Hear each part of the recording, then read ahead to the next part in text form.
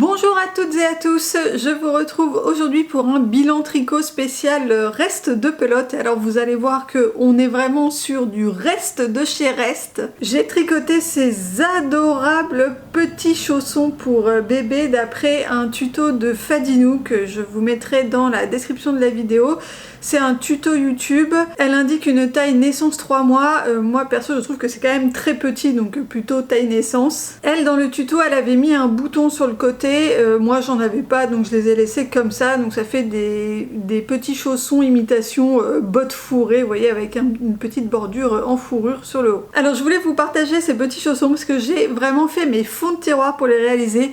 Et je pense que comme toutes les personnes qui sont un petit peu créatives, vous gardez absolument tout au cas où, et ben vous faites bien, puisque même avec des tout petits restes de laine, on peut faire vraiment des petits trucs sympas. Là pour vous dire, le tuto est avec des aiguilles 3,5, donc j'ai cherché des restes de laine que j'avais en 3,5. Donc pour la laine verte, c'est de la Barisienne de chez Bergère de France qui se tricote en 3,5, c'est de la laine acrylique.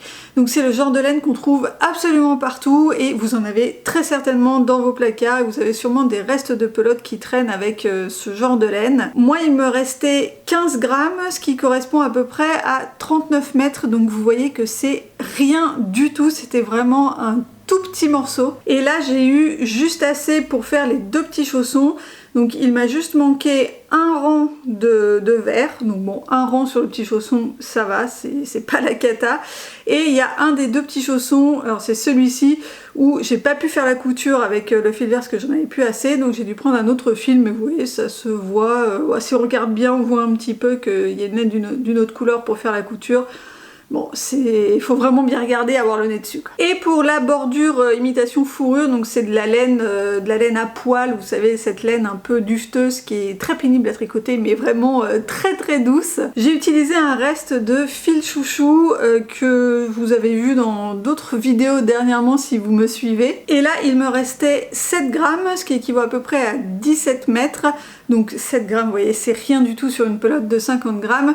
Et j'ai eu assez pour faire les deux bordures et j'avais même trop. Donc j'ai pu faire 4 rangs en plus pour faire une bordure un petit peu plus haute. Donc voilà, vous voyez qu'avec des restes de pelote, on arrive quand même à faire des petits trucs trop mignons. Alors moi, ce que je vous conseille de faire, si jamais vous êtes dans ce cas-là, que vous avez vraiment des restes de pelote et vous êtes pas tout à fait sûr que vous aurez assez de laine pour réaliser votre projet. Moi honnêtement je me suis lancée comme ça mais j'étais vraiment pas sûre du résultat, j'étais pas sûre de pouvoir finir les deux petits chaussons. Donc ce que je vous conseille c'est évidemment de couper votre reste en deux, comme ça vous avez deux morceaux égaux. Et ensuite si vous faites des petits chaussons ou des petites moufles ou deux éléments qui doivent être identiques, je vous conseille de les tricoter en parallèle. Donc là par exemple, ce que je vous conseillerais de faire c'est de tricoter d'abord tout le vert, de ne pas enchaîner tout de suite avec le rebord, de tricoter l'autre chausson tout le vert pour vérifier que vous avez bien le même nombre de rangs, parce que si vous avez mal coupé, vous avez un petit peu décalé, vous avez un petit peu plus de fil pour faire un chausson par rapport à l'autre, ou vous n'avez pas tout à fait la même tension sur les deux chaussons, vous pouvez avoir un petit rang, un ou deux rangs de décalage. Donc au moins si vous voyez que sur le deuxième chausson il vous manque de quoi faire le dernier rang, bah vous pouvez détricoter le dernier rang du premier chausson et comme ça vous avez deux pièces exactement identiques. Pareil pour le rabat, une fois qu'on commence le rabat, moi je vous conseille de tricoter l'autre en parallèle.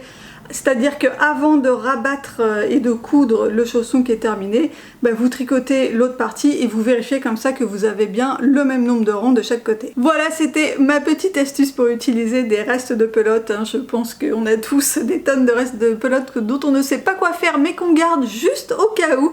Et ben voilà, si vous avez des petits bébés dans votre entourage à naître ou qui viennent de naître, bah, ça peut être une idée sympa. Et d'ailleurs sur la chaîne YouTube de Fadinou, je sais pas si vous connaissez cette chaîne, mais il y a plein de layettes et il y a plein de modèles de petits chaussons et de petites bottes comme ça Ils sont tous hyper mignons. Moi, c'est pas les premiers que je fais de cette chaîne et franchement c'est assez facile et le résultat est vraiment adorable. Voilà, j'espère que cette vidéo aura pu vous donner des idées pour utiliser vos restes de pelote et dites-moi dans les commentaires ce que vous faites avec vos restes de pelote, ça peut me donner d'autres idées. Et n'hésitez pas également à aller faire un tour sur ma chaîne et à vous abonner si jamais les vidéos vous plaisent.